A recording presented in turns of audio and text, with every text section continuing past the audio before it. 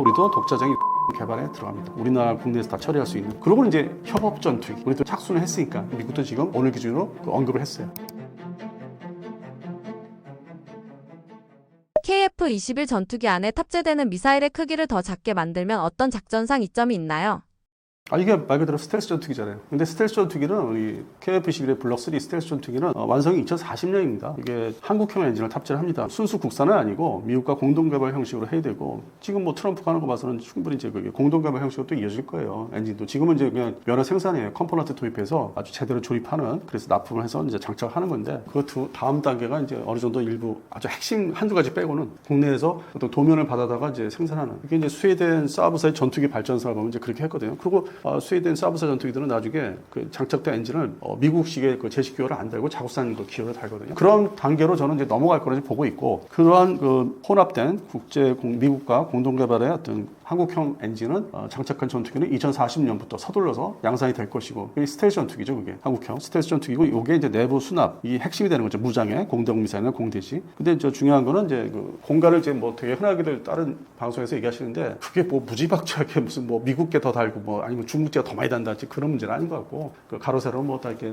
센티미터 재가지고 근데 결국에는 한계가 내부 수납은 한계가 있었고 그게 과거 역사상으로 전투기 발전사를 보시면 특히 미국 전투기 발전사를 보시면은 이미 1950년대 초중반에 미국은 내부 수납창 미사일의 내부 수납창을 이미 가지고 있었어요. 그게 바로 F-102 요격기, F-106 요격기 이 내부 수납창이었거든. 그리고 F-102 보시면은 F-101이나 앞에 러시아가 자랑 삼아 하는 앞에 적에서 추적 그 공 같은 게 이미 장착이 그 옛날부터 돼 있었어요. 미국이 먼저 이걸 선을 보이고 그거를 바라본 소련 시절에 소비에트 대만 시절에 그거를 착용해서 지금 프랭커 미그 19에 이제 그게 들어가고 아니 저기 다 옛날에 있었는데 뭐 지금 마치 뭐 러시아가 혼자 다 한 것처럼 그다음에 내부 수납창은 F102, 106 그다음에 F105 썬더치프도 또 내부 폭탄책이 폭격기처럼 있었는데 그럼 걔들이 뭐 스텔스 생각해서 한 건 아니고 그래서 역사적으로 기존에 미국의 센츄리 시리즈에는 이미 등장했던 거고 그래서 내부 수납창에 대해서 뭐 이게 커요 저게 커요 그래봤자 뭐 F20이나 35보다 뭐 몇 발 더 싣는다. 그리고 이게 공중에서 무조건 오랜 시간, 장시간 작전하는 것도 아니고 딱 일격을 가한 다음에 이탈을 해야 되기 때문에 그게 스텔스 전투기들 마찬가지로. 그런 측면에서는 숫자는 뭐 한두 발 더 싣는다는 저는 의미 없다고 봐요. 중요한 거는 우리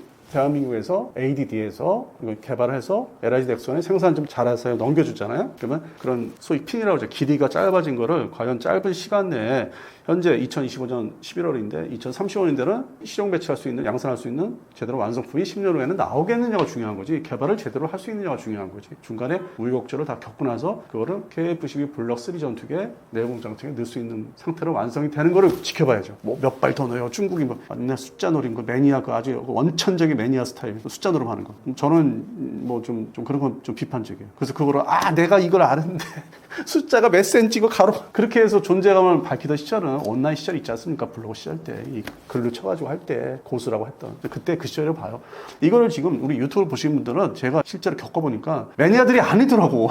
무지하게 많은 분들이 수시로 시간 날 때 보시면서 기본적인 기초적인 쉽게 이거를 이제 받아들이기 위해서 최대한 아주 간편하게 말씀드려야 되겠더라고요. 그런 측면에서 숫자를 전 얘기를 안 하는 거예요. 그거 옛날 같으면은 다 적어와서 읽어야 돼요. 그냥 적어서. 100kg 이하 초소형 드론을 KF-21이나 무인기에서 활용하는 방안이 논의되고 있는데 실제로 이런 기술이 전투력에 어떤 도움이 되나요? 이번 2025년 그 서울 아덱스 정확히는 이제 일산 킨텍스 아덱스에서는 이런 그 유무의 복합에 대해서 소개를 이제 뭐 특히 이제 LIG 넥슨보다는 LIG 넥슨은 이제 30종의 미사일이 이제 있었고 카이에서 구체화된 거를 이제 이렇게 결합된 거를 모형을 보여줬는데 이 어떤 그 업체 입장, 방산 업체 입장들이 수출은 별개로 카이의 대표이사께서 아직 선임이 안 됐고 그래서 전반적인 이제 좀 분위기가 좀 그렇게 좋은 건 아니었어요. 그러니까 언론에서 그렇게 많이 얘기도 안 됐고 대한항공은 최근에 전자전기 따고 블랙호크 사업도 따고 해서 그냥 기분이 좋은 상태 그냥 거기다 그리고 뭐 2월달 드론 쇼라든지 부산 그 드론 코리아 그 전에 뭐 또 전시회 때 어떤 그 모형이 있죠. 그게 뭐 협업체 전투기라서 이렇게 만들어냈는데 거기다 띄워봐야죠. 띄우는 거를 공개를 해서 자랑을 해야지. 뭐 지상에 뭐 모컷 같은 거 뭐 만들었다고 맨날 뭐 뭐 매니아들을 통해서 자랑하는데 재미없어요. 그게 원래 계획대로 하면은 10월 서울 아덱스 이번에 지나갔지만은 거기서 뭐 F50이나 KF21하고 일단 단순 비행을 좀 한번 시켜보려고 했던 욕심이 있었던 것 같아요. 단순 이렇게 그거 상당한 뉴스였거든. 근데 그거는 못하고 그 단계까지 올라가지도 않았고 그냥 이렇게 전시장에 카페트 깐 상태에서 나 이거 할 수 있어요. 우리도 협업체 해요. 그리고 뭐 다른 업체는 뭐 요만한 것들 갖다 쫙 나열하고 공군 부스 가도 요만한 거 쫙 나열하고 그게 뭐냐면은 시간이 많이 걸린다는 거죠. 그리고 아무래도 선도적으로 이거를 돈을 투자하고 기술 투자해서 빨리 완성하는 건 역시 미국.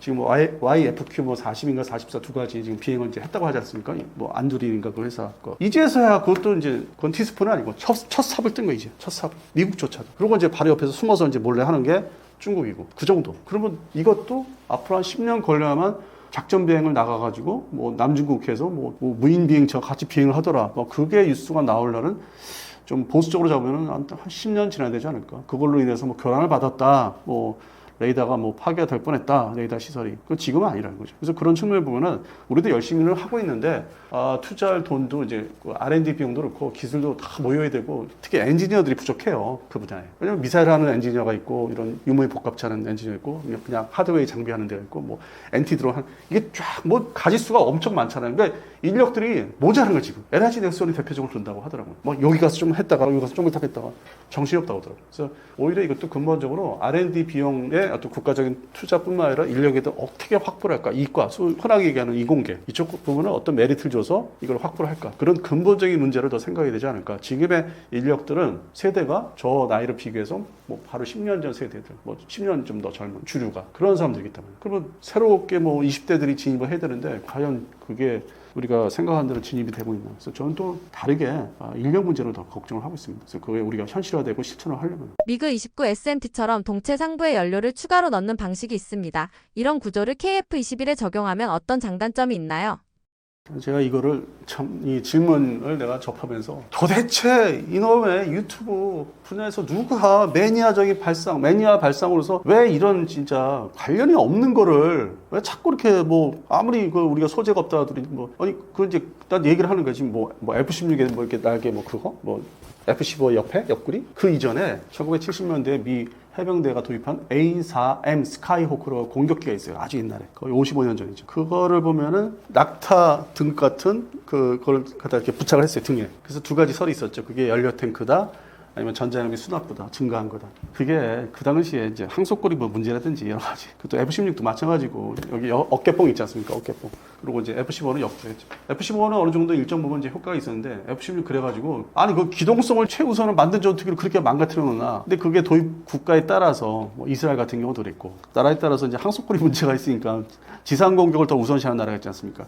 그러면 이제 시리아 공군을 상대로 이스라엘이 그 옛날에 백화역에서 이제 제압을 해놓은 상태에서 자신감이 있어가지고 어떤 일정 부분의 전력을 이제 나눠가지고 F-15는 넌 공주정만 해라. F-16은 이제 들어가서 폭격해야 된다. 지금 예멘, 후티 반군 문제라든지 이스라엘, 이란 뭐 하는 거. 물론 이제 그게 항속고리 따지면 이제 F-15하고 F-35 중심으로 했겠죠. 16은 이제 그 전까지 뭐 투입이 되거나. 그 아직 공개적으로 얘기를 안 하지만 그런 측면에서는 아니 이게 뭐 KF-11을 적용할 문제가 아닌데 오히려 이제 쉽게 얘기하는 거는 공중급 위기를 더 얘기를 해야 되죠. 우리가 미군이 아닌 이상 우리가 어떤 은밀하게 어디 침공을 하거나 파괴를 하는 그런 넓은 구역이 아니기 때문에 우린 중심이 짧잖아요. 한반도에서. 그 오히려 스텔스 전투기를 F-35 그다음에 블록 3죠. KF-11에 이거를 더 도입을 하는 쪽으로 만들어내는 쪽으로 생각해야지 무슨 어깨뽕 이런 아주 뭐 좀 지역적인 발상을 했다는 게 정말 매니아, 프라모델 매니아가 존재하는구나. 프라모델 매니아. 저는 그렇게 좀 격화해서 말씀드리고자 합니다. KF21 블록2까지만 개발하고 차세대 KF-SX로 전환하자는 의견도 있습니다. 이런 전략은 현실적으로 가능한 판단인가요? 그러니까 이제 이게 상상의 나래를 하도 이쪽 분야가 말할 게 없잖아요. 말할 게 없으니까 별의별 그 비현실적 얘기를 해서 뭐 스스로 내가 이렇게 아는데 하면서 제목을 만들어내는데 지금 보면은 뭐 KF-SX 이게 뭐 일본 전투기 뭐 요정 전투기가 뭐야 진짜 이거 뭐 그 자기들 세대 내 10년 밑에 세대들이 얘기하더는 그 연상을 시켰어요 저한테는 그 제목부터가 발상 자체가 이렇게 하지 말고 지금 이제 블록 3가 2040년대 완성되면은 그거 우리가 최대한 점수를 주면은 거기에 이제 뭐 AI가 뭐 어느 정도 일정 부분 초보적인 어떤 그 기능이 들어가긴 할 거예요. 지금보다 이제 10년 후고 또 15년 후니까. 근데 그렇게 해봤자 그게 이제 소위 6이라는 점수를 줄 수가 있는 게 아니라 5.5, 또 후하게 주면 5.8 세대 이렇게 되는 거죠. 6세대가 하루아침에 그게 건너뛸 수 있는 게 아니에요. 우리가 대한민국이 어떤 그 전투기 개발 기술이라든지 다 차근차근 왔어요. KT-1부터 TOC, FAOC 하루아침에 된 게 뭐 있습니까? 그리고 2023년 기준으로 이제 그제서야 수출 욕심에 블록 20이 나왔잖아요. 지금 완성됐어요? 인테그레이션 됐어요? 그다음에 KF10을 지금 시점 몇이 됐나요? 제가 8월 20일 날 보고 온 거는 7억이었어요. 그러면은 내년에 서둘러서 뭐 열심히 더 빨리 만드는 실력은 있으니까. 그러면 내년 6월 달에 제가 이제 쓸 수 있다. 사용할 수 있다. 이제 어떤 행정서류에 사인하는 걸 해요. 6월 달에. 그리고 아마 그 당시엔 9월 달에 와서는 이제 뭐 정부 행사로 크게 할 가능성이 있는데 2020년 9월 달에 야, 실전 배치 이제 합니다 하면서 한 4대 정도 모아놓고 이제 예를 들어서 뭐 사천 기지라든지 공항에서 4대가 연속으로 떠가지고 뭐 강릉 18전투병단에 보내는 거 그런 세레머니 행사를 할 수 있겠죠. 4대 정도로 보고 있어요. 그러면 또 거의 도착해서 승무원들 뭐 거기에 또 적응해야 되고 훈련 나름대로 그 전투기 또 훈련도 받으려면은 뭐 예천비행단에 또 추가로 뭐 복자위가 뭐 2대 세대 들어갈 수 있고 내년 말까지. 그러면 그게 소위 영어로 얘기하는 미국 애들이 흔하게 잘난 척하면서 영어를 외우라고 하는 식의 IOC 초도 운영 능력이고 또 그들이 맨날 우리 영어를 가르치기 위해서 쓰는 용어가 FOC 풀 완전한 운영 능력. 그 과정이 보통 미국의 전투기 기조하면은 항공기들 군용기 보면 시간이 더 길더라고. IOC에서 FOC 넘어가는. 그래서 다 이게 현실이 그렇게 많은 시간과 돈과 노력이 들어가는데 어느 날 뭐 그냥 유튜브에서 떠들면 다 금방 다 있고 막 미사일 다 발사할 수 있고 그거 아니라는 거죠. 뭐 저도 뭐 이 바닥에서 이 분야에서 그거 하루하루 기다리고 1년, 2년, 10년 기다려 보니까 나이가 먹었는데 그런 상황이라는 거죠. 맨날 제가 뭐 시간 타령하는데 개인적으로 이 기다림의 연속이에요. 그런 모습을 제대로 보기까지. 과거의 뭐 경험을 하나 더 말씀드리면은 2005년도에 독도함을 처음 이제 접했어요. 건조식을 하는 날 한진중공업에 그 도크를 갔는데 그게 2005년, 20년 전이에요. 지금은 관심 없습니다. 저도 항공모함이 아니니까. 그리고 헬기 모함으로써 제대로 기능도 발휘 못하고 그 질타를 받은 대로. 그래서 그런 거 과거를 보면은 뭐 무기체계라는 세계가 기다렸다가 실망하고 뭐 또 새로운 분야로 가야 되고 그러면 또 새로운 개념이 등장해서 정립시켜야 되고 개발하고 또 시간 가고 뭐 그런 거라는 거죠. 무기체계 세계는. 그래서 지금 뭐 6세대 얘기하는 건 너무 일러요. 그건 미국이 이제서 협업 전투기부터 해가지고 뭐 F-47이니 뭐 중국이 좀 보여주는 거 자세히 보시면요.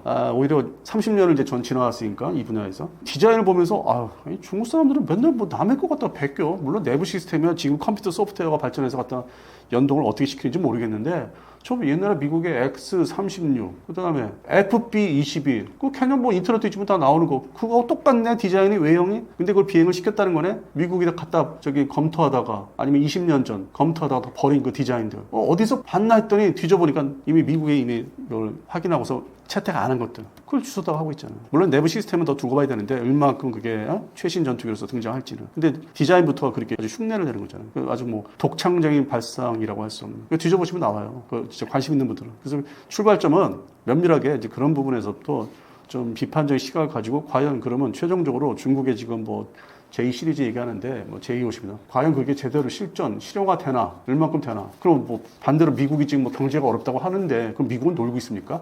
일본은 놀고 있고 안 그렇잖아요. 대한민국 놀고 있어요.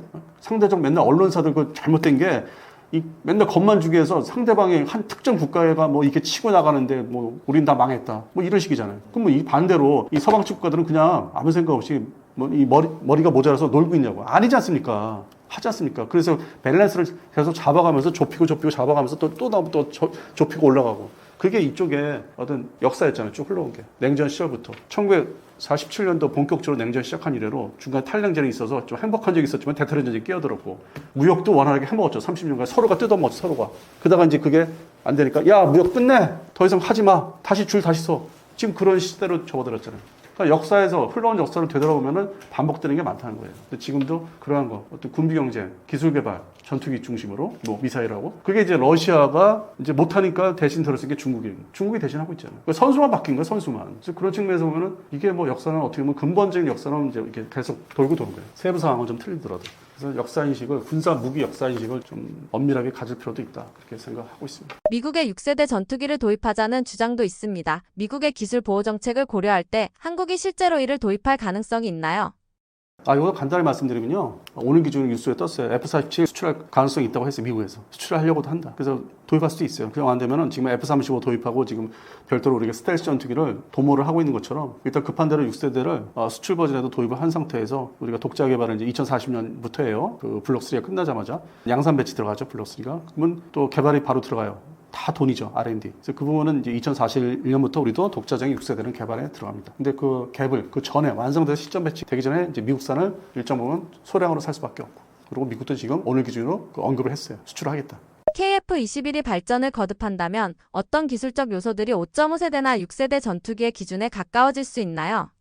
그것도 간단히 말씀드리면 스텔스 기능을 다 완비를 한 상태에서 내부 무장창, 그다음에 레이더 시스템, 지금의 레이더가 이제 초도 제품, 초기 제품이기 때문에 성능이 좀 부족한 게 있어요. 면밀히 이제 운영자 입장에서는, 설계자 입장에서는 그럼 업그레이드를 해야 돼요. 미국의 F-35A가 레이더 이제 교체하는 것처럼 APG-81을 이제 뭐 다른 걸로 교체하는 것처럼 그것도 교체할 이제 소요가 이제 나올 것이고 준비를 할 것이고, 그다음에 엔진 문제는 이제 한국형으로 지금 넘어가려고 하고 있고, 우리나라 국내에서 다 처리할 수 있는. 그리고 이제 협업 전투기, 우리도 이제 착수는 했으니까 아주 초기 착수는 했기 때문에 전투기를 미끼 형식의 전투기를 거느리고 다녀야 되기 때문에 2035년 이후에는 그게 이제 추세기 때문에, 대세기 때문에 우리도 이제 제한적이나마 그거 기능을 심으려고 할 거예요. 이 블록 3에는 여러 가지 좀 기능이 합쳐지기 때문에 뭐 전자전기는 별도로 또 이제 한다고 하고 있고, 뭐 20, 30대 확보를 목표로. 그래서 지금하고 또 10년 후에는 달라지죠. 어떤 우리 국산 전투기 방향이 이제 또 발전되고 해서 뭐 5.5세대로 충분히 그때 가서 해줄 수 있어요. 지금은 이제 그렇게 할 수는 없는데, 그리고 5.8세대 뭐 더 나가서 뭐 일본에서, 미국에서는 또 뭐 이 전투기가 5.9세대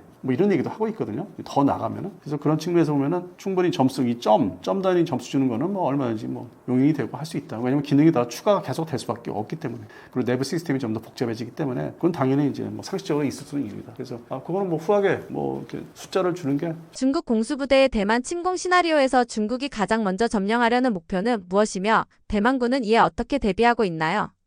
이 방식이 이제 미국의 방식을 차용을 한 거죠. 마치 미국이 이라크 전쟁 때 2003년도에 1991년도 걸프전 때는 대규모 재래시 전쟁, 유럽 지역에서 일어날 수 있는 전쟁 규모로 수행을 했는데 그게 비용도 많이 들어가고 그 정도로 모든 명분과 규합이 안 되는 게 2003년도 이라크 이제 침공 작전이었는데, 그러다 보니까 이제 병력 수도 그때 비교해서 1991년도에 막 냉전이 끝나던 시기, 그때는 어느 정도 다 보유하고 있었거든요. 전력이 아주 풍족하게 준비가 돼 있었고, 근데 2003년도에 올라와 보니까 그 병력과 장비들을 많이 좀 줄이고 없앴기 때문에 작전 그 생각을 방향을 잡은 게 그냥 이라크에 바그다드 들어가서 후세인만 잡으면 끝난다. 그래서 그런 아주 뭐 비용대 효과만 해서 우수하다 이렇게. 그래서 그냥 전례 없이 치고 들어갔죠. 아주 한쪽 길만 보고 계속 들어간 거예요. 바그다드 잡으러 가자. 결국 나중에 잡았지만은 후세인은, 그래서 처형까지 시켰지만은, 그러한 거는 이제 어떤 역사의 전쟁, 전사 교훈이죠. 새로운 21세기 전쟁 방식이라고 생각하고, 그러면 전쟁이 빨리 끝나니까 사실 나머지 그 잔존 군사력들은 이제 저항을 하겠지만은 그 뭐 게릴라 소탕하듯이 하면 되고, 사실 또 이라크에서 미국이 그렇게 하다가 정리를 하고 이제 손을 떼고 아프간은 최종적으로 이제 정리를 했지만은 아프간도 버린 거예요. 베트남처럼 쓸모가 없기 때문에. 그러다 보니까 지들끼리 이제 파키스탄 싸우잖아요. 그리고 뭐 지진 나서 죽고. 그러니까 그런 면밀히 보면은 미국이 버린 거고 이제 쓸모가 없기 때문에. 그래서 지금 이 대만 얘기하다 딴 데로 샜는데, 대만도 이제 중국도 그거를 차용을 하는 거죠. 타이베이의 총통, 어떤 우리 같으면 총리 가가지고 그것만 딱 잡으면은 전쟁은 끝날 수 있다. 왜냐면 이제 중국과 대만의 관계를 보십시오. 한반도에서만 남북한이 이렇게 냉전 시절 그대로 이렇게 똑같이 서로 쳐다보지 않는 수준으로 이제 대립하고 있지만은 중국이 좀 어느 정도 경제적으로 교류 측면이나 외교 자유화되면서 1992년도 이후에 서방 측과 대한민국도 그렇고요, 일본도 그렇고 상당히 자유되면서 우리가 뭐 아무 때나 돈만 있으면 놀러 갈 수 있잖아요. 비자도 뭐 면제되는 것도 있지만 일시적이지만 일단 그런 면에서는 관광 측면에서는 자유스럽잖아요. 그다음에 그들이 사업도 하고 뭐 여러 가지 활동하잖아요. 사회 활동을 자기들 공부도 자유롭게 하고. 다만 이제 해당되는 중국 정부에 대한 것만 손대지 마라, 간섭하지 마라, 감시를 철저히 하고 있잖아요. 그러면서 동시에 대만하고도 교류가 경제적인 거, 뭐 여러 가지 분야, 뭐 연예계도 그렇고, 우리는 남북한은 상상할 수 없을 정도로 그들은 섞여 있어요 지금. 그래서 이게 좀 어떻게 보면은 좀 와해가 될 수 있죠. 중국에 대한 어떤 적개심이 대만 사람들이 와해가 돼 있고 흐지부지 돼 있고, 그러면 금방 점령이 되고, 이제 중국에 생각할 때는 타이베이에 해당되는 수뇌부만 잡으면 끝날 거로 생각하는데,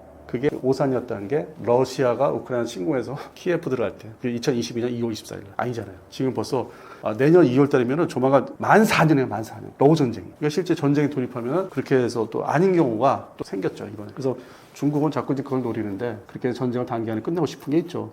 한때 북한도 그 북조선이라고 할 수 있는 북한도 2015, 16년대 우리한테 그 보란 듯이 청와대 모형을 만들어 놓고서 그 당시에 대통령 납치를 이제 할 수 있는 헬기로 침투해서 그 모습 보여줬잖아요. 겁줬잖아요. 그로부터 10년 지났어. 그래서 그게 한때 또 뭐 군사적인 뭐 방식, 뭐 유행이라고 할 수 있는데, 지금 러우 전쟁을 보면 또 그렇지가 않고, 이스라엘과 이제 이란의 어떤 그 미사일전 보면 또 그렇지도 않고, 그래서 여러 사례가 존재하고 있고, 이 전쟁이 이제 이렇게 러시아, 우크라이나 이쪽 지역에서 이렇게 중동으로 해서 파키스탄, 인도 항공전, 그리고 태국, 캄보디아까지 왔죠. 이렇게 돌아서 오죠. 근데 인도하고 파키스탄이나 태국, 캄보디아는 이제 전형적인 사례고 항공전에. 근데 저 두 가지 전쟁은 안 그렇죠. 그래서 이거를 시나리오로 그렇게 뭐 공수부대 얘기하는데 제가 개인적인 이제 경험을 말씀드리면은 2013년도부터 2019년까지 대만 취재를 다녔어요. 훈련할 때마다 초청을 받았어요. 그러면은 특정 공군기지에서 이제 막루 같은 데 건물 이제 옥상에 가서 사진 찍게 해요. 가상 중국 공군의 수송기가 들어옵니다. 낙하하죠. 공수부대. 빨간 철모예요. 그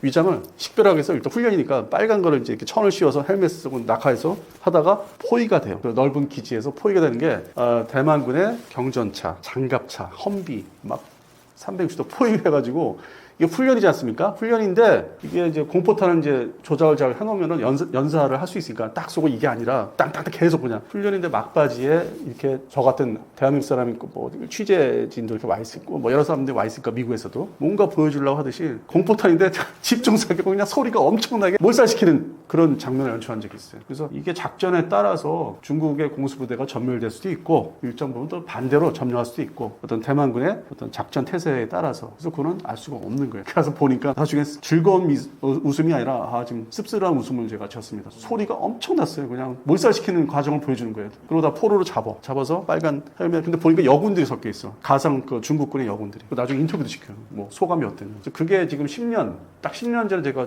체험을 한 거기 때문에 대만군도 최대한 저항을 할 것이고 작전 태세가 돼 있다. 물론 그 중에서 중국군의 어떤 거 서로 섞여 있으니까 간첩도 있을 거고 그쪽을 이제 중국을 지지하는 어떤 군인도 있을 거고 그런 문제는 이제 러우 전쟁에서 나왔지 않습니까? 러우 전쟁에서 러시아 스파이나 우크라이나 스파이 있었다. 그래서 그런 측면에서는 비슷할 것이다. 근데 한반도는 여러 가지 측면에서 다르다는 거. 아주 최악의 상황을 가정을 해야 되는 거죠. 한반도에서는 유사시 상상할 수 없을. 그래서 좀 두려운 거죠. 현재 남북한 관계가 아주 극단적이기 때문에 중국과 대만 관계와도 틀려요. 만약에 대만이 이제 중국한테 점령됐잖아요. 그러면 정리가 어떤 흡수되는 게 우리가 생각하는 것처럼 그렇게 뭐 복잡하지는 않을 것 같아요. 일상생활을 유지시켜주고 어떤 그런 돈벌이 문제를 어느 정도 통제를 적정선에서 하면은 그래서 한반도하고 대만 양안 사태하고는 저는 다르다고 봐요. 근본적으로 아주 최악의 상황이 한반도에서 유지되고 있는 겁니다.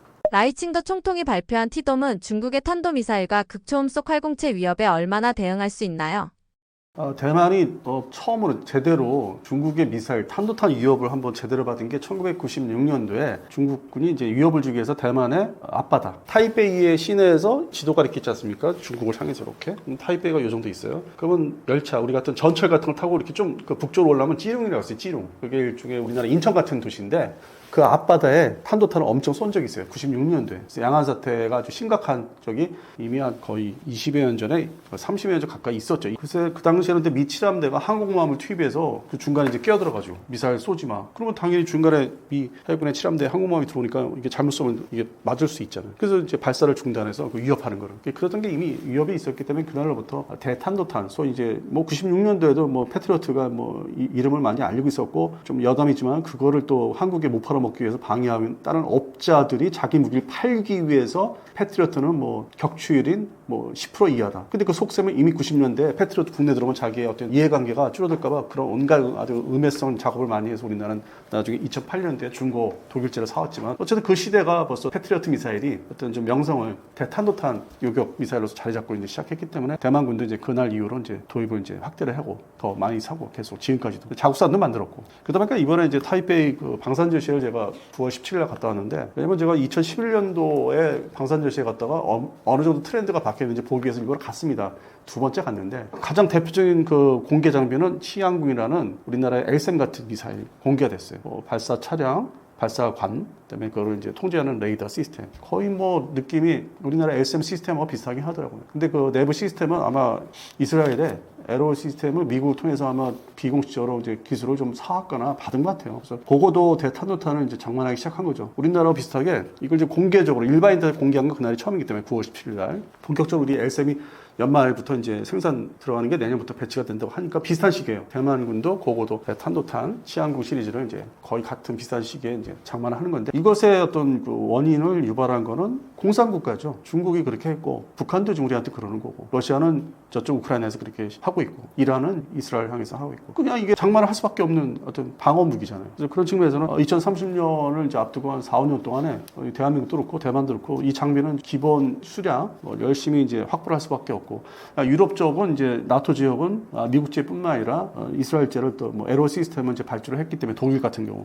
그러다가 이제 가장 최근 소식에 그것도 조달 시간에 있어서 불안하다 해가지고 대한민국의 뭐 천궁2부터 해서 L선까지 좀 알아봐야 되겠다. 이거는 뭐 전차 개념이 아니고 전차나 자주포같이 수출, 방산 수출에 있어서 뭐 경쟁 관계라기보다는 자기들이 살기 위해서 1차적인 무기이기 때문에 결국 그들의 눈에 그 영어로 얘기하면 그들의 시야에 다 들어온 거죠. 이 장비까지. 그래서 L선까지 수출 가능성이 열리고 있습니다. 이스라엘처럼 이미 이제 계약을 맺은 게 있고 독일하고. 그래서 무기들이 2차 세계대전 이래로 상당히 다종다양하게 이게 좀 판매되고 사이되는 물론 이제 60년대 특히 70년대 이제 그런 시절이 있었는데 이게 그때보다 더 많은 이제 수출과 수입을 하게 되는 시기를 접어들지 않나 당분간 뭐 한 2040년 이전까지는. 그래서 그중에서 이런 방어형 미사일, 대탄도탄 미사일이 아주 뭐 호황을 누릴 것 같습니다. 시진핑 주석이 내세운 2027 강군몽, 즉 세계 최강 군대 완성을 목표로 하는 계획이 실현된다면 중국의 대만 침공 능력은 실제로 어느 수준이 될 것으로 보시나요?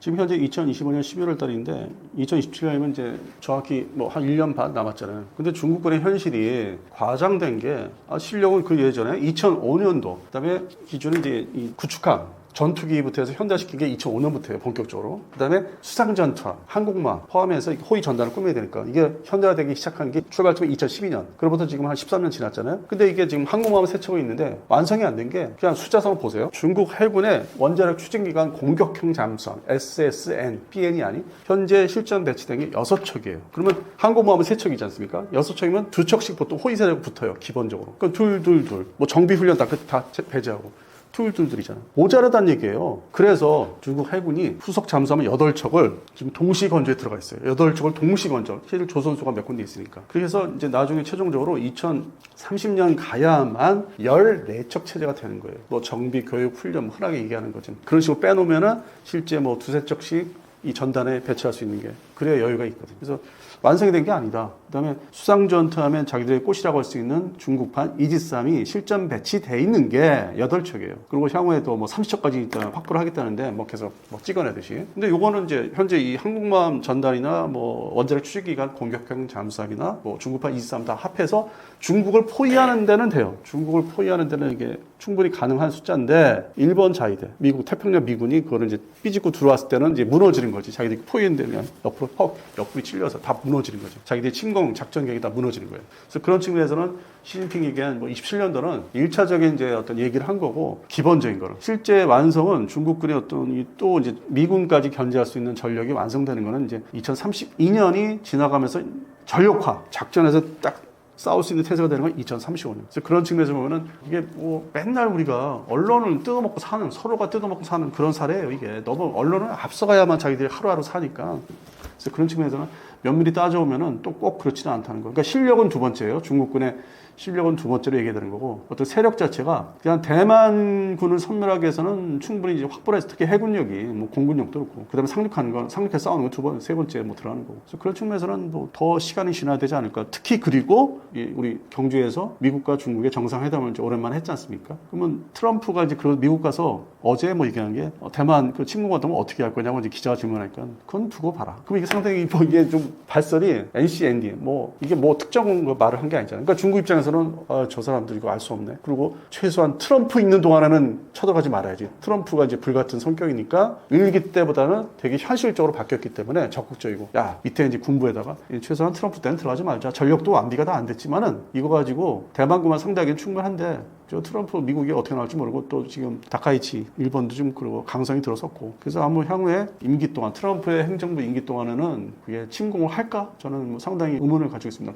하지 않을 쪽으로. 그래서 27년 그럼 현재 25년에 취임했으니까 25, 26, 27, 28년까지는 이게 뭐 보류를 할 거예요. 그러니까 27년도 이렇게 날짜를 이렇게 딱 연도를 정해놓은 거는 그냥 언론사들 먹고 살라고 맨날 발표하는 거 있지 않습니까? 맨날 언론사들 상대로 과시해야 되고 먹고 살아라 하나 띄워주는 거 그런 성격을 보여요. 그러면 지금 임기가 트럼프 28년까지잖아요. 그러니까 그거를 이제 정권이 미국의 행정부가 다시 민주당으로 바뀌거나 그랬을 경우는 이제 모르는데 좀 더 봐야 되는데 그 전까지는 아닐 것 같아요. 중국이 일반 여객선과 화물선을 군사훈련에 동원하고 있다는데 전쟁이 나면 이런 민간 선박들이 어떤 역할을 하게 되나요?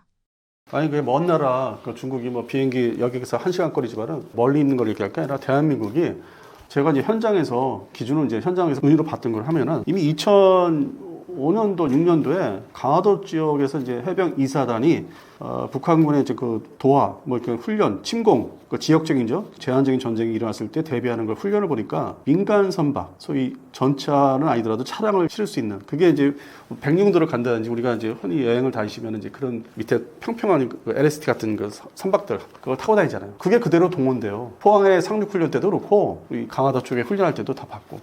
그게 뭐 그 나라만 중국만 그렇게 뭐 동원한다는 게 아니라 우리도 그렇게 하고 있고 컨테이너선이라든지 여러 가지 민간 선박을 동원하는 건 미 해군도 그렇게 하고 있고 특히 영국 해군이 포클랜드 전쟁 때 그렇게 했어요. 거기에 해리어 전투기 싣고 실제로 이거는 유사시에 다 동원돼요. 어느 나라든지 그 민간 선박이 군용으로 전환할 수 있는 거. 그래서 더 이제 흔하게 얘기하는 게 예비군 지금 뭐 기준은 모르겠는데 한 10년 전 이상 기준으로 우리나라 그 지프차를 유사시에 징발할 수 있는 그게 제도가 돼 있었던 거. 유사시에 그게 다 군용으로 전용이 되니까 지금 뭐 중동 지역이나 북아프리카 지역에서 보면은 그런 게릴라들이 뭐 많이 사용했잖아요. 거기다 그냥 뭐 기관포 거치하거나 뭐 아프리카 지역도 그렇고 그래서 그런 거는 상용 그 장비들도 이 선박이나 차량도 언제든지 그다음에 우리 항공 분야에서 대한항공의 화물기라든지 뭐 아시아나 아직 완전 통합이 안 됐으니까 이제 물자 실을 수 있는 게 유사시에는 이제 탄약 실으러 가야 돼요. 뭐 미국 가든지 뭐 일본의 탄약 시설에 가서 오키나와 탄약 시설에 가서 싣고 온다든지 다 그런 용도로 쓰는 거예요. 그래서 이게 특별한 게 아니에요. 중국이 그런다?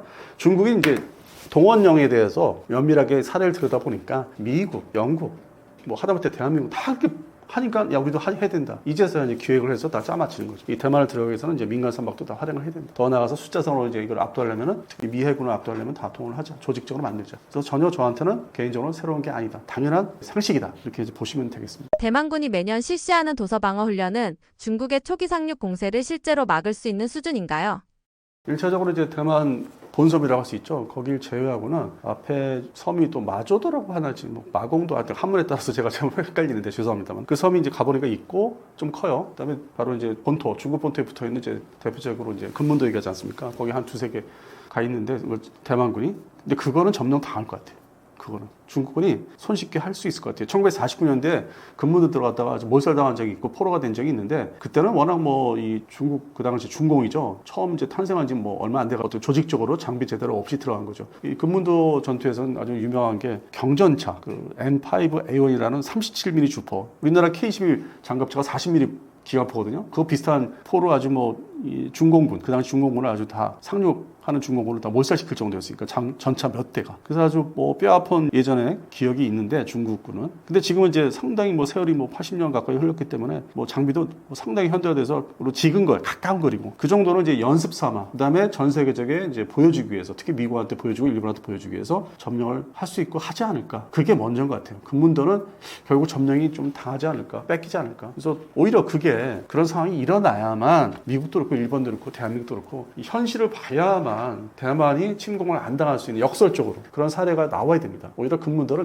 그냥 뺏겨도 할 수 없는 거예요. 물론 이제 영상 우리가 특히 동영상으로 이제 TV 촬영으로 포로 잡힌 대만군이 이제 끌고 가는 거 그 상징성을 보여주고 이제 그게 이제 좀 안타깝겠지만은 서방 측 입장에서는 근데 금문도 정도는 뭐 내주지 않을까 저항을 하다가 그리고 무엇보다도 예전처럼 거기서 어떤 소모전을 하기 위해서는 또 대만 해군이 거기에 보급 물자를 제대로 지원할 수 있는 상륙함들이 좀 많아야 되고 현대화돼야 되는데 그게 이제는 몇 척 안 되고 너무 노화됐어요. 그리고 최근에 자기들이 만든 대만에서 만든 산안토니오급 흉내낸 디자인의 상륙함이 있는데 그때 뭐 스크류 고장 나가지고 망가지고 부실하더라고요. 만들어 놓은 게. 그래서 결국에는 이제 그 보급도 제대로 못하고 뭐 보급하러 가다가 또 격침될 수 있고 중국 공군이 또 격침시킬 수 있고 그래서 그런 상황이 이제 연상이 되기 때문에 일단 금문도 옆에 있는 두세 개 섬들은 내주지 않을까. 그래서 반대 효과는 그걸로 서방 측에서 긴장도 당연히 더 지금부터 할 것이고 더 나아가서 미국의 군사 원조가 바로 들어갈 것이라는 거. 그래서 대만 본토를 점령할 수 없는 상황으로 만들어야 된다. 그렇게까지 저는 이렇게 유추 해석을 이제 하고 있습니다. 트럼프 대통령의 결정으로 한국 핵무장 길이 열렸다는 말은 어떤 상황을 가리키는 표현이었나요? 일단 그동안에 이제 대한민국의 이 동북아 그 국가 위치에서 대중국 견제 역할을 일정 부분 좀 맡아라, 분담을 해라. 그런 요구가 이제 트럼프 행정부 2기 1월 20일 이후부터 이제 계속 지속적으로 이제 우리한테 압력이 들어왔는데 그것을 이제 한미 양국 간의 안보, 동맹 문제에 있어서 상당히 심사숙고한 결과로 그 원자력 추진기간 잠수함 얘기가 도취되지 않았나. 사실상 핵심이죠. 그래서 저는 놀라기도 했지만은 다행히도 이렇게 새로운 좀 아이디어가 나왔고 역할 분담이라는 데 있어서는 이 정도는 충분히 우리가 감당할 수 있다. 그래서 저는 장기적으로 현재 이게 뭐 발표된 지는 며칠 안 됐으니까 장기적으로 이게 우리 국익에 상당히 도움이 되겠다. 어떤 우리 국내 정치 상황, 정파를 떠나서 이거는 다 환영하는 입장이기 때문에 이거를 진짜 아주 노력을 잘해서 완성을 시켜서 확보를 이제 해야 되는 그런 과정이 이제 시작이 됐는데 우리 흔하게 이제 속된 말로 뭐 한 삽을 펐다고 하는데 이거는 이제 그런 수준도 아니고 티스푼 정도의 설탕을 살짝 넣어본 이제 그런 단계이기 때문에 갈 길이 되게 험하고 시간도 많이 걸릴 것이고 그럼에도 불구하고 이제 우리가 새로운 안보 동맹이 있어서 새로운 방향을 찾았다는 게 좀 상당히 좀 반가웠습니다. 한국이 핵 추진 잠수함을 만들려면 여러 부처가 함께 움직여야 한다는 말이 있었는데 왜 해군 혼자서는 추진이 어려웠던 건가요? 이게 일단 기간상으로 보면은 현재 2025년 현재 11월 초순인데 뭐 지난달 말에 이제 에이펙에서 나온 얘기지만은 한미 정상 간에 이게 앞으로 보통 한 10년 최소 10년 이상 걸릴 거라고 이제 해군 참모총장이 얘기는 했어요. 그런데 이제 미국의 어떤 정부라는 게 4년 단위로 교체가 되는데 현재 트럼프 행정부 이제 2기 들어서서 초기죠. 아직 이제 1년을 이제 막 채우려는 이제 순간이고 앞으로 3년 남았고 그러면 시기상으로 이제 트럼프 행정부 2기가 28년도에 끝나죠. 물론 이제 미국의 FI 기준으로는 뭐 한 2달 더 연장이 되겠지만은 그런 측면에서 보면은 또 그 다음 정부가 민주당이 또 될 가능성도 없지 않아 있습니다. 왜냐면 뭐 트럼프를 또 이제 여러 가지 불협화음으로써 미국 내에서 반대파가 이제 또 성장하는 계기가 되기 때문에 서로 이제 미 행정부가 이렇게 주거니 받거니 바뀌는 경우가 많았고 연속으로 이제 두 번 역임하는 경우는 이제 옛날에 뭐 부시 행정부 아들 부시 때나 아니면 이제 오바마 정권 때나 연속적으로 했던 경우가 있지만은 이번 경우는 이제 연속으로 못했지만 트럼프가 두 번을 이제 했고 그 다음에 이제 후계자라든지 그 공화당에서 아니면 이제 민주당이 이제 들어설 가능성이 있기 때문에 그게 이제 기간이 2029년에서 32년이고요. 그리고 또 이제 정권이 이제 또 4년 단위로 바뀌기 때문에 33년부터 36년까지 우리가 이제 알 수 없는 예상할 수 없는 이제 미국의 행정부 정부가 들어서죠. 그러면 이 중간에 민주당 정부로 교체가 되면은 아마 이게 우리 원자력 추진기간 잠수함이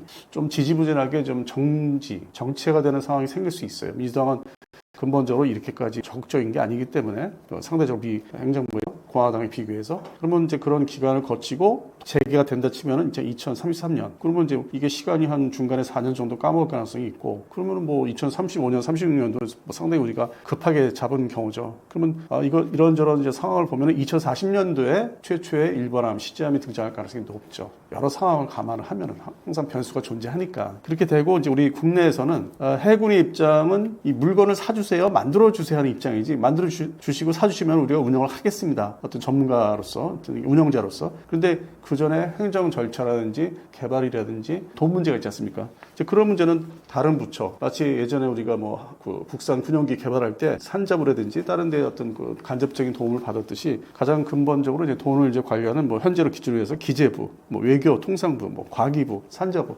이런 쪽이 다 전부 다 이제 뭐 합심을 하고 협의가 잘 돼야 되고 그리고 이 내부적으로 이 부처마다 자기 속셈이 좀 자제가 돼야 되고 자기가 그거를 뭐 크게 나중에 좀 성과를 내세우려고 하다 보면은 욕심도 있어서 좀 지체되는 경우가 있거든요. 협의하다 보면은 이런 걸 상당히 좀 조정을 하고 자제를 해야만 이 사업이 내부적으로는 진행이 될 것이고 외부적으로는 또 미국의 행정부 교체될 때마다 어떤 외교부에서 실력을 발휘해서 협의를 또 잘 해줘야 되고 물론 이제 그 뒤에는 이제 받쳐주는 거는 국방부가 이제 받쳐줘야 되겠지만 무기 획득 정책이 일어나 있어서 그래서 그런 측면에서는 뭐 상당히 시간이 많이 걸리지 않을까. 그리고 이러한 과정을 이제 두고 있기 때문에 우리가 기존에 잠수함을 좀 우리가 좀 건조 이제 진행하고 있는 사업이 장보고 3회 배치 2 사업인데 며칠 전에 배치 2, 그러니까 개량용 사업의 두 번째 개량용 사업에 일본함 시제함이 이제 등장을 했어요. 그 첫 번째 네임십이죠. 그리고 나머지가 2척이 남아있고 그 이후에 이제 배치 3가 하는 또 3척이 남아있는데 이 5척이 재래식 추진기간인데 이것이 예정대로 변동이 없이 완성이 잘 돼서 배치가 돼야 되만, 그러니까 실전 배치가 돼야 되만 이것을 밑바탕 담보로 차기 잠수함을 넘어가는 거죠. 그러다 보니까 이제 이게 기존 전력을 중요시 해야 되는데 사람들이 이제 마음이 급하고 한반도에 안보 문제가 점점 이렇게 상승을 하니까 위험한 쪽으로 그래서 기존 잠수함에 건조하는 거는 이제 무시하고 건너뛰어서 얘기하는 그런 게 좀 어떻게 보면 이건 아닌데 모든 전력이라는 게 단계적 그다음에 여러 종류를 가지고 있으면서 그걸 담보로 그 다음 단계로 넘어가는 건데 좀 성급하지 않나. 그래서 앞으로 남아있는 다수적 건조 사업을 좀 중요시 해야 된다. 저는 이제 그런 입장입니다.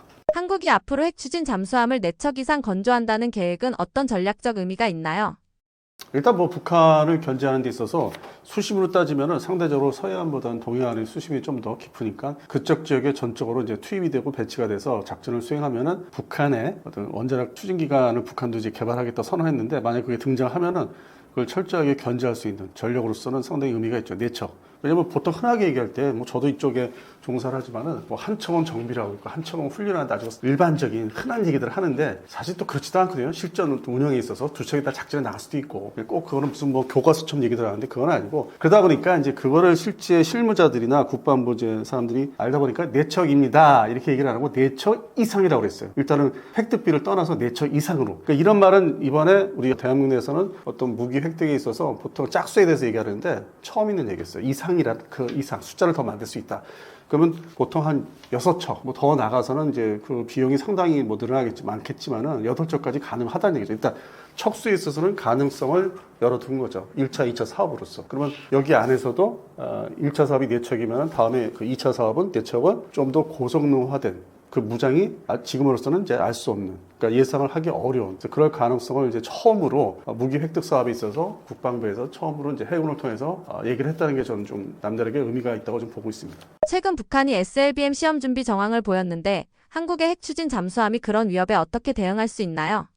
북한의 SLBM 시험은 계속 5년 이래로 계속 지속이 돼 왔죠. 근데 최근에 좀 지지부진하고 그냥 일단 발표를 한 게 지난 3월 달에 원자력 추진기가 뭐 전략 잠수함을 만들겠다 선언을 했는데 그게 좀 그 수년 전에 시험적인 뭐 김구르옥 합의라든지 아주 뭐 통상적인 그 소련 시절 소련과 러시아 그다음에 중국이 일단 발사관 중심에 테스트하는 잠수함을 만들어 놓고 있어요. 지금 현재 중국은 갖고 있고 한 척은 그런 모습이었단 말이죠. 북한도 그런 테스트 배드 형식의 2척을 만들어 봤는데 이게 제대로 이제 완성도 안 되고 그리고 이제 어떤 데이터는 얻었겠지만은 그래서 진짜 본격적으로 착수를 하겠다, 도전을 하겠다. 더욱이 러시아하고 밀착된 그 관계를 이용해서 이제 그게 숙성이 됐죠. 우크라이나 전선에 투입이 됐기 때문에 그러면서 어떤 신뢰를 나름대로 둘 간에는 양국 간에 신뢰가 쌓여서 안 보이는, 보이지 않는 통상적으로 뭐 정찰 위성으로 들여다볼 수 있는 그런 추적을 할 수 있는 그렇지 않은 사람 인적 교류 아니면 그쪽에 기술자가 투입돼서 블라디보스톡에서 뭐 철도 그쪽으로 연결될 수 있으니까 그걸로 넘어와서 조용히 만나서 이제 기술 지원을 이제 그런 식으로 할 수 있거든요. 뭐 컴포넌트 문제는 다음이고. 그래서 그런 측면에서는 이제 시작이 됐기 때문에 우리가 한미 간에 안보 관계자들이 이제 아주 면밀히 회의해서 우리도 하겠다고 이게 아주 대놓고 전 세계 아주 뭐 공식적인 거잖아요. TV에서 다 봤기 때문에 그런 측면이 연관이 있는 것 같아요. 이제 남북한이 경쟁을 원자력 추진기가 잠수함 본격적인 경쟁이 이제 시작됐고 2025년도 연말인데 지금은 이제 서로 이제 탐색전, 그다음에 그 기술 유입 문제, 이거를 이제 어느 정도 결론, 이 어떤 협상 이런 거에서 결론 짓고 내년부터 실제 뭐 관련 설계, 기본 설계든 그림을 그려본다든지 아주 최초의 그런 게 26년부터 시작되지 않을까. 그래서 이게 누가 더 먼저 만드느냐, 이제 이런 싸움에 돌입을 한 거죠. 그래서 향후에 남북한의 무기 경쟁에 있어서는 그동안에 며칠 전까지는 탄도탄이나 순항미사일 뭐 이런 거에 집중이 됐다면은 앞으로의 남북한 무기 경쟁의 어떤 그 방향은 원자력 추진기관 잠수함을 놓고서 그리고 각종 드론을 공장을 얼마큼 대규모로 만들 수 있는지 그런 쪽으로 넘어가는 거죠. 전 세계 트렌드에 또 서로 이 군사 무기도 발을 맞춰서 하는 거죠. 그래서 앞으로 2030년도 앞두고는 이런 분야가 상당히 뭐 빈번하게 자주 뭐 이제 언론 기사로 나오고 얘기가 될 것 같습니다. 그래서 하여튼 뭐 2035년 그러니까 이제 향후에 10년을 앞두고 새로운 이제 시대로 무기 경제 시대로 접어들지 않았나, 시작이 되지 않았나 그렇게 보고 있습니다. 정부가 KSS-3 배치3를 핵 추진 잠수함으로 전환하는 방안을 검토 중이라고 하는데 현실적으로 가능한 계획인가요?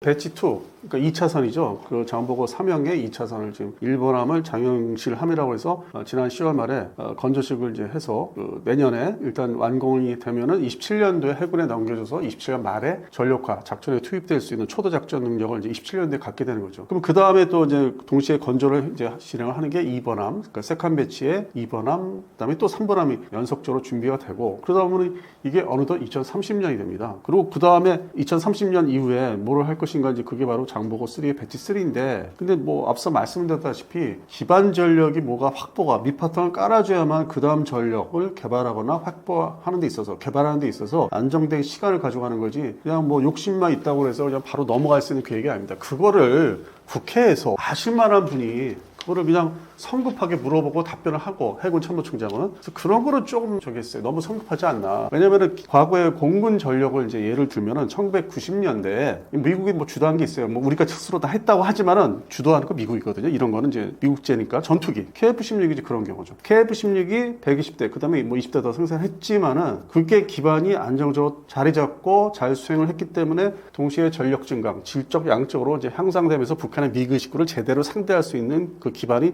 1995년 이래로 2005년까지 10년 동안 이어집니다. 기반이 이제 딱 낀 거죠. 아, 북한하고 이제 한번 제대로 해볼 만하다. 걱정될 게 없다. 북한의 공군력은 이제 충분히 제압 어느 정도 막을 수 있다. 그게 이제 2005년까지 KF-16 전투기 140대로 인해서. 그리고 그게 끝나자마자 F-15K가 들어오기 시작합니다. 2005년 10월 달부터. 그게 이제 비록 1, 2차 사업으로 이제 59대 한 대 추락했고 이제 소모됐고 또 다시 받은 게 있지만은 그래서 59대. 그러면서 이게 안정 하나는 이제 단발 전투기고 쌍발 전투기 하이로믹스 개념이었죠. 원래 탄생은 74년도에. 그게 딱 틀을 잡고 있으니까 북한 공군은 이제 그때부터 완전히 넘어섰다. 그리고 더 나아가 주변국에 뭐 중국이나 러시아 폭격기를 제대로 추적할 수 있다고 된 게 2005년 F-15K 도입한 10월 달부터 도입을 해서 거의 2015년까지 안정적으로 가져가죠. 그리고 그 다음에 등장한 게 2015년 기준으로 하면 F-50이 이제 막 배치가 되고 뭐 원주 기지에 공격 기지만은 경전투 기지죠. 그리고 동시에 F-35A가 이미 결정이 2013년도에 됩니다. 스텔스 전투기. 그게 이제 40대. 그리고 도입은 2018년부터죠. 그러니까 이게 다 기반이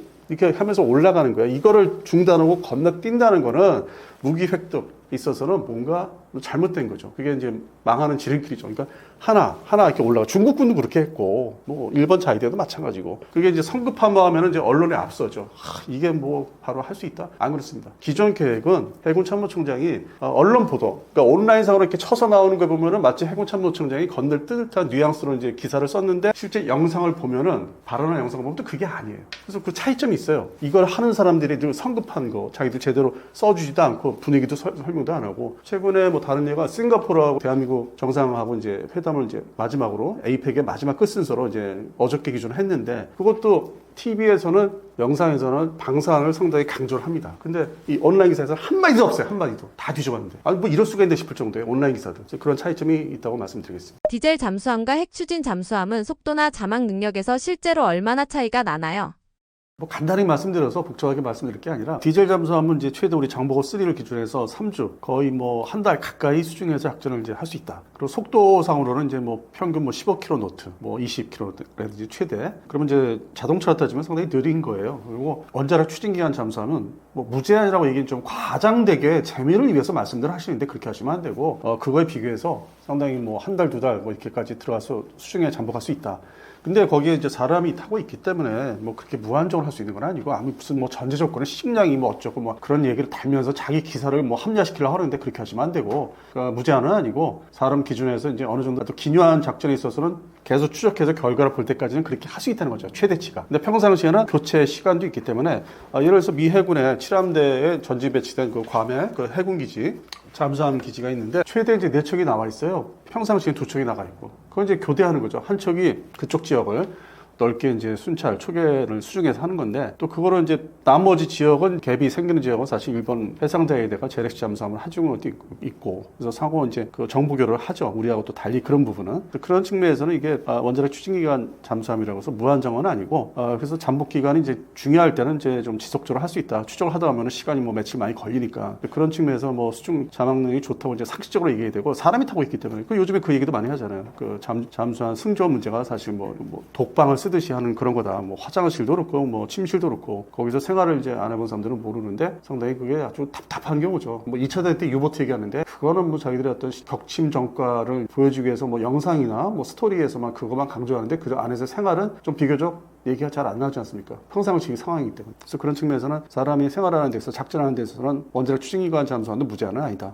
그리고 속도는 이제 뭐 얘기로는 뭐 60km 시속 어떻게 낼 수 있죠. 작전이 아주 기묘하게 추적을 할 때 상대방을 뭐 영화에서 보듯이 뭐 격침 뭐 순간까지 가려면은 그렇게 속도 내야 되는데 뭐 놓치지 않고. 근데 평상시에는 역시 순항 속도, 최대 순항 속도가 아닌 일반 순항 속도로 다니기 때문에 이게 이제 아주 엄밀한 상황에서 그렇게 격차가 벌어진다는 거죠. 그리고 우리가 지금 장보고 3 3,000톤대 지금의 최근에 가장 최근에 건조한 이제 장영실 하면 이제 3,600톤에서 만재 배수량이 4,000톤대를 이제 얘기를 하는데 그러한 정도의 잠수함이 이제 좀 많아야만 동해안에서 작전이 좀 수월하지 않을까. 그리고 북한 해역에 원산 앞바다 이격된 그 공해상 수중에서 이제 작전을 하려면은 3,000톤대가 있긴 있어야 돼요. 그리고 그걸 뒤에서 받쳐주는 게 그 먼저 전력이 214급 잠수함 독일제죠. 이것이 이제 뒷받침을 되고 그러나 209 잠수함은 이제 우리가 잘 사용했기 때문에 퇴역을 시켜야 되는 이제 순간과 시기가 오고 있는데 이게 지금 9척 중에서 하프 미사일을 발사할 수 있는 게 지금 나머지 후기형 3척이 있는데 그거는 계속 뭐 당분간 사용할 것 같고 그 전에 이제 5척 이것을 이제 어떻게 도태시킬 것인가 하다 보니까 가장 최근에 나온 얘기가 이제 폴란드에 잠수함 수출할 때 우리가 1+1식으로 한 3척 약 주겠다 훈련용으로 그 정도로 방사청에서 제안을 할 정도면은 이게 이제 우리가 사용 용도가 좀 그렇게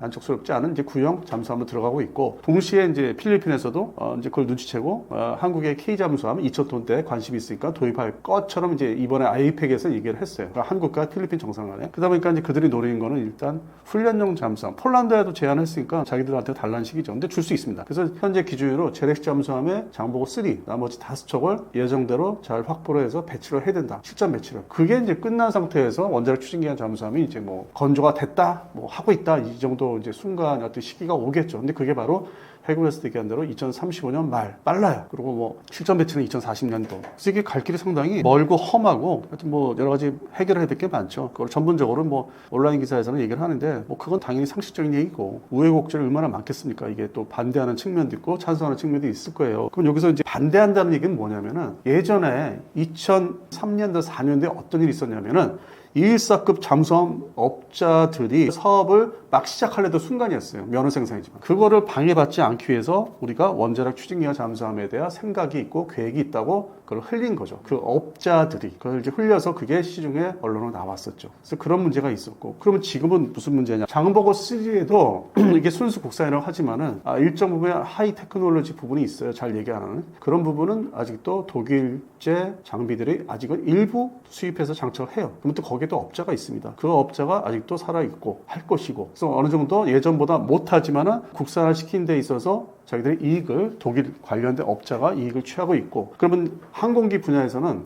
T-50에서 F-50이죠. 그다음에 KF-21인데 KF-21도 미국제 엔진이 들어가잖아요. 그러니까 이 국산화 대한민국 국산화 한 대 있어서 점점 자기들이 먹을 파이는 줄어들지만 해외 업자들이 먹을 파이는 줄어들지만 끝끝내 관여를 하고 특히 미국 정부는 그거를 어떤 견제책으로서 심어 놓는 거죠. 수출을 또 마음대로 못하게 하니까 KF-21 지금 현재 거 이게 이제 장치가 고도화되는 거죠. 근데 독일은 정치적인 어떤 한국과 독일 그런 관계가 아닌데 업자 중심으로 그 업자가 살아있는 한 그렇게 가지고 오는 거예요. 그러면 이게 그 사람들이 볼 때는 이게 또 미국으로 넘어갈 것 같으니까 조금이라도 파이를 먹어야 되는데 살아있는 한 이게 전적으로 이제 미국으로 넘어가기 때문에 미국의 업체, 미국 정부하고 이제 얘기가 될 거예요. 이게 미국에서는 뭐 공동개발 형식으로 나올 수 있어요. 공동개발. 우리가 지금 F-50 때 겪었잖아요. 그다음에 KF-21이 근본적으로 엔진이 미국제잖아요. 그래서 지금 엔진 개발을 한국화 시키겠다는 거 한국형. 마치 스웨덴 사브사가 이제 그 시리즈를 만든 전투기물처럼 자국산 시키는 거. 그 원전 그 엔진은 뭐 미국제나 영국제였었는데 스웨덴이. 그런 이제 그런 것처럼 우리가 이제 추진하는 것처럼 어쨌든 이게 한국과 미국의 공동개발 형식으로 넘어갈 가능성이 있어요. 뭐 혹자는 뭐 사는 거다. 잘난 척을 하는 거죠. 사는 거다. 마치 그 오커스처럼. 그거는 이제 좀 자기가 존재감을 드러내기 위한 뭐 한 특정 의원이 얘기하는 거고. 근데 제가 볼 때는 공동개발 형식으로 해서 많이 이렇게 좀 감시를 받고 그 모든 시스템이나 운영 방식을 간접적으로 통제를 받을 수 있는 그런 게 심어지지 않을까. 근데 어쨌든 우리는 획득해야 되고 확보를 해야 되는 거는 우리 대한민국 과제이기 때문에 그런 게 있어도 뭐 하게 될 것이다. 그래서 현재 전망은 갈 길도 멀지만은 이제 상당히 여러 가지 우여곡절이 있지만은 확보하는 방식이, 획득하는 방식이 좀 여러 가지 이제 가설을 잡아야 되지 않을까. 그러니까 순수하게 우리가 이제 기술이 있어서 20년 전부터 있어서 뭐 스마트 원자로 얘기합니다.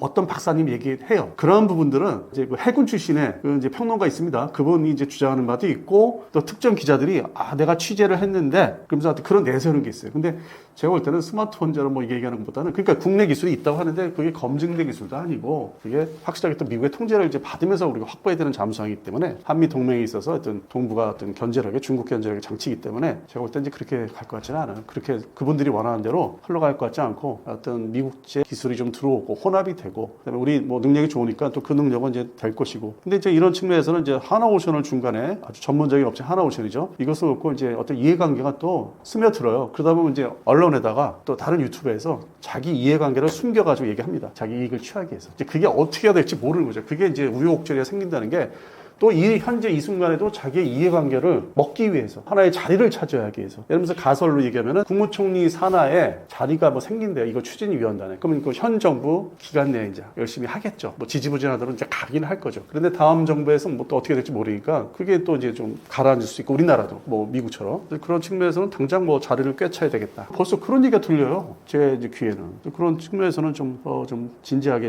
심사숙고하고 좀 지켜봐야 되지 않을까. 그러니까 저는 좀 보수적이에요. 그러니까 잘 됐다. 반갑다, 놀랍다 했는데 차분한 마음으로 지켜봐야 되겠다. 그런 입장을 가지고. 최근 캄보디아 납치 사태와 관련해 군사 투입 이야기가 나왔는데 실제로 한국이 군을 보내 구출 작전을 펼칠 수 있는 상황인가요?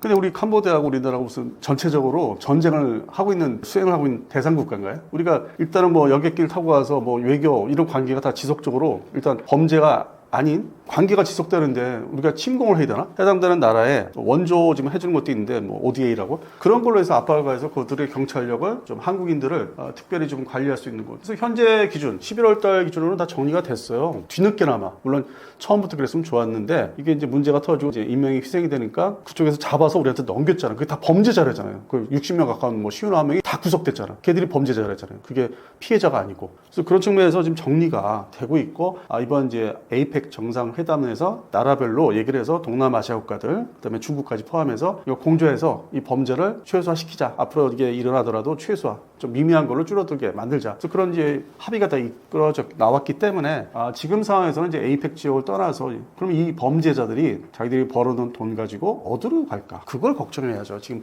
군사라고 얘기할 때가 아니죠. 이들이 어디로 또 스며들어서 또 다시 새로운 방법으로 대한민국 국민들을 상대로 이제 또 사기짓을 디지털 사기죠 할 것인가? 그런 단계지 지금은 군사력 얘기할 때 아닙니다. 그리고 우리는 적대 지금 전쟁을 서로 하고 있는 나라가 아닙니다. 서로 외교 관계가 잘 진행되는데 그 중에서 범죄 관련돼서 그 해당되는 캄보디아 국가가 신경을 안 써준 게 자기들의 다른 뭐 속셈도 있었겠지만은 그거를 이번에 정리한 거예요. 군사력 얘기하는 건 철진한 얘기입니다. 과거 우리 해군이 소말리아 해적에게 납치된 선박을 구한 사례가 있었는데요. 그런 유형의 작전을 캄보디아 영토에서도 적용하는 것이 가능한가요?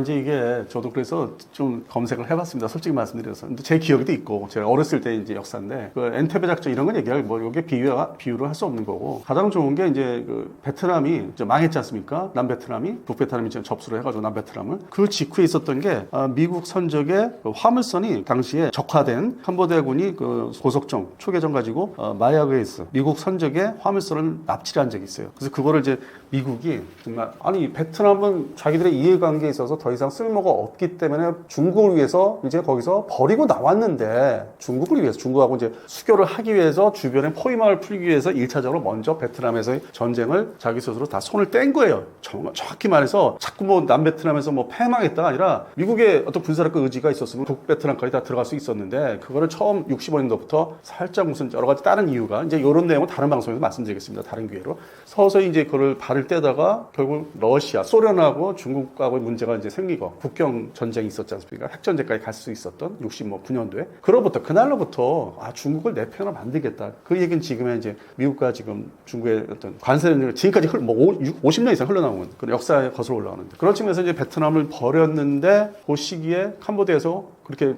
하니까 바로 군사력을 동원해요. 항공모함부터 시작해서. 그래서 뭐 그 당시에 뭐 A7 공격기라든지 F111 장거리 침투기라든지 뭐 H130 건십 동원함 그다음에 해병대를 한 200명 동원해서 캄보디아가 그 당시에 50년 전에 납치했던 마에게즈 호를 겁을 줘서 일단은 찾고 캄보디아 그 당시 군, 그 게릴라 성격의 군이 주둔하고 있는 섬을 상륙해서 제압을 하려고 이제 상륙까지 해서 뭐 일부 피해를 받았는데 뭐 50여 명인가 60여 명 사이에 미 해병대가 전사까지 했어요. 그래서 결국 결과적으로는 성공을 했죠. 다시 그 화물선을 다시 이제 찾는 데 있어서. 그래서 그게 역사적으로 캄보디아 군을 상대로 이제 베트남 군이 베트남이 캄보디아 침공한 거 말고요. 그 상태에서 이제 분쟁이 있었던 거는 그 정도죠. 물론 최근에 태국하고 분쟁이 또 있었지만은 지금 질문 말씀하신 성격에 맞는 거는 그런 사례가 75년도로 기억하는데 그 사례가 있었습니다. 그래서 그 부분을 이제 생각하면은 뭐 우리 군사력을 뭐 우리 독도함이나 마라도함이 있으니까 헬기 모함들 동원해서 할 수 있지 않을까. 그다음에 공중급 위기가 있으니까 F-15K 투입해서 할 수 있지 않을까. 그럴 필요가 뭐 있습니까? 우리가 지금 전쟁 대상국이 아닌데 말로 다 하고 먼저 끊어버리면 그만인데 실력을 볼 수 있는 게 아주 딱 순간적으로 딱 앞에 다 있는데 그리고 지금 현재 다시 말씀드리지만은 정리가 어느 정도 되고 있어요. 이제 이거는 뉴스에서 10월달 뉴스로 이거 지나가는 거예요. 에이펙과 함께 이렇게 딱 지나가고 11월달에 다른 뉴스가 이렇게 나오잖아요. 그런 측면에서는 지금 얘기한다는 건 철지난 이것도 완전히 철지난 얘기. 과거 사례 얘기하는 것도 저조차도 50년 전 사건인데 재미없어요. 다시 기억을 살리기 위해서 구체적인 숫자가 필요해서 보니까 재미가 없는 거야. 50년 전에 어떤 단발적인 충돌이 있었죠. 미 해병대하고 미 해군의 항공기들 동원하고 미 공군하고 이게 뭐 사실 다 옛날 얘기가 되버린 거잖아요. 뭐 엔테베 작전 뭐 다 옛날 얘기잖아요. 그거 지금 뭐 얘기하면 뭐예요? 환경이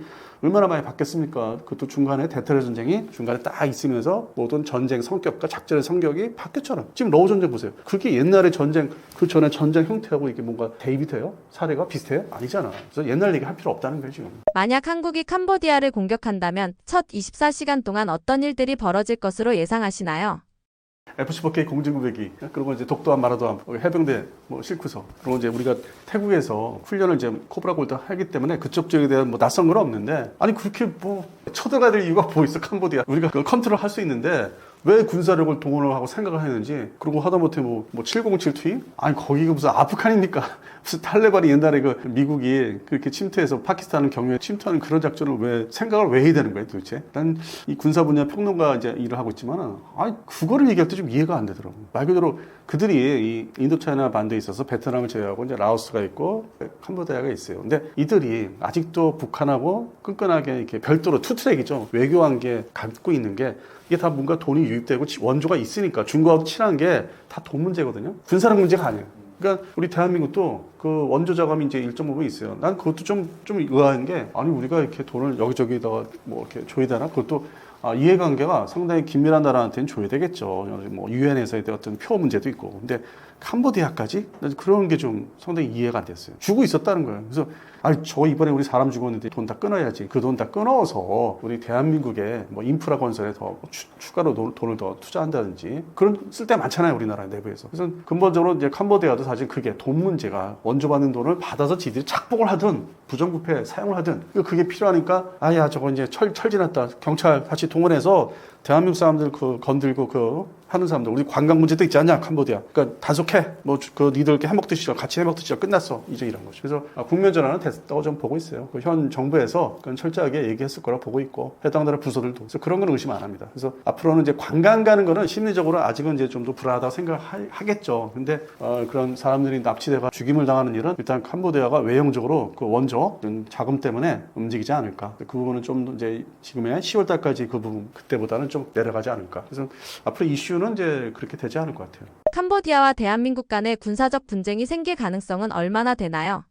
우리가 현재 대한민국이 군사적으로 어디 뭐 작전을 해야 되는 나라가 저는 없다고 봅니다. 북한 말고는 뭐 유사시에 그거 말고는 어떤 다른 나라 뭐 아시아에서 그럼 뭐 KF-21 문제 일으켰던 인도네시아도 쳐들어가야 되겠네요.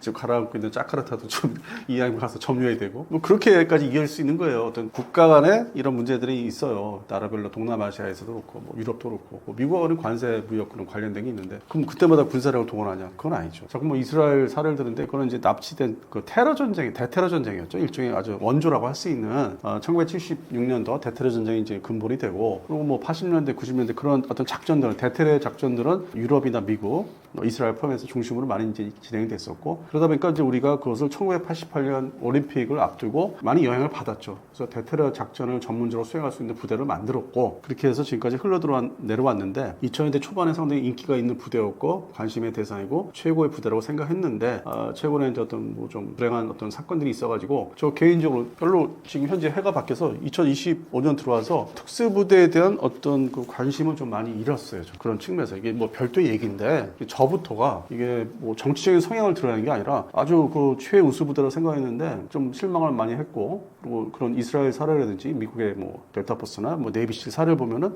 이게 좀 뭐가 좀 이해가 안 되는 그런 측면에서는 대테러 전쟁, 대테러 부대 그 중심으로 이제 어떤 그러니까 한도를 두고 얘기했으면은 조금의 어떤 여지는 저도 그 동의를 했을 텐데 뭐 정규군 부대를 동원한다 이게 무슨 뭐 2차 세계대전도 아니고 무슨 해외 전쟁이 있어서 아니면 뭐 이라크전 때도 우리가 그렇게까지 동원이 안 됐었는데 또 공명 부대만 제한적으로 가 있었고 그리고 지금 나가 있는 유엔 그 산하 부대도 그렇고 나가 있는 부대도 그래서 그런 측면에서는 좀 이해가 좀 안 돼요. 군사협정에서 왜 나오나? 그러니까 양국 간의 경찰 문제가 상당히 오밀조밀하게 협의가 되고 마찰이 있고 이제 조정이 되고 이제 그런 거는 당연히 이제 진행이 되어 왔겠죠. 그리고 뒤늦게나마 11월 지금 초순인데 현재 좀 정리가 어느 정도 된 것 같고 그래서 여기서 군사협정은 앞뒤가 안 맞는 얘기입니다. 현재 제가 월간 디펜스 타임즈 발행인으로서 이제 계속 일을 하고 있고요. 그리고 이제 이 업무 자체를 제가 뭐 좋든 싫든 간에 군사 매니아에서 출발해서 무기체계 월간지를 직접 편집을 하고 취재를 하기 시작한 거는 1990년도부터입니다. 좀 됐습니다. 그리고 고생을 좀 많이 했어요. 근데 이 분야가 인기가 없었기 때문에. 그래서 본격적으로 현장 취재, 그러니까 실제 실물을 접하기 위해서 돌아다녔던 거는 1998년부터 본격적으로 돌아다녔고, 그 시절이 2008, 9년까지 지속됐어요. 그래서 사진도 사실 많이 촬영하고 다녔어요. 근데 제가 이제 신체적인 이제 갭이 있는 게 오른쪽 다리가 제가 좀 개인적으로 좀 이게 불편한 게 있는데도 불구하고 실물, 그것도 한국군 장비를 많이 접하기 위해서 많이 현장을 다녔었고, 제 외형에 어울리지 않게. 그 다음에 이제 해외 취재도 한 2017년, 18년까지 많이 다녔죠. 그 다음에 코로나가 있었고, 그래서 현장에서 이제 보고 이렇게 접한 건 많은데 제가 이제 단점이 있다면 숫자 같은 걸 잘 못해요. 숫자 되게 보면 수치 같은 거 많이 얘기하잖아요. 내부 무장체의 어떤 가로 세로 이런 거 따지는 거. 근데 그거를 또 잘하신 분들은 따로 있더라고요. 근데 그게 지난 과거를 살펴보면은 온라인에 이제 블로그 중심이 있었어요. 뭐 예를 들어서 뭐 무슨 군사세계 이제 거기서 이렇게 하는 거. 근데 그것도 이미 시대는 지났다고 봐요. 지금은 다 유튜브 세상이고. 근데 유튜브 세상도 설명을 이게 새로운 매니아들이 이제 형성되는 과정이더라고요. 현재 이 분야가 군사 분야를 KF21 좋아하셔가지고 이제 보기 시작했다고 하는데 초보자들이 많아요. 그래서 저도 이제 좀 반성하거나 이제 공부를 더 해야 되는 게 쉽게 원리를 설명해줘야 되는 부분을 이제 좀 해줘야 된다. 그래서 그거는 좀 지적을 받았어요. 그래서 그 부분을 이제 보완을 하려고 좀 노력하고 있는데, 그래서 이 세상이 이 플랫폼 종류로 뭐 종이 시절에서 온라인 시절, 블로그죠. 그리고 이제는 영상인 유튜브 시절로 왔기 때문에 제가 뭐 뒤늦게나마 이 영상 쪽으로 이제 들어왔지만은 노력을 더 해야 되는구나. 좀 설명을 어떻게든지 쉽게 금방 알아듣게 해야 되는 게 저도 이제 과제로 지금 남아 있습니다.